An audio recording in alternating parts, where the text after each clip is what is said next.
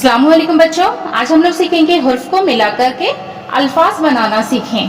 तो हम लिखेंगे रे। रे के साथ हमें जोड़ना है बे। बे के नीचे एक नुक्ता। अब यहाँ पे रे और बे दोनों अलग अलग लिखाएगा। अब यहाँ पे रे और यहाँ देखिए बे। रे बे जबर रब। अलिफ है, अलिफ के नीचे हम क्या दिए, जेर दिए। अब इसको हमें सीन के साथ जोड़ना है। अलीफ को जब हम सीन के साथ जोड़ेंगे, अलीफ और ये सीन, अलीफ सीन जेर इस।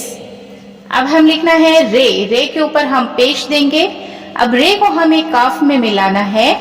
अब यहाँ पे देखिए रे, रे के ऊपर हम पेश देंगे और ये काफ लिखेंगे।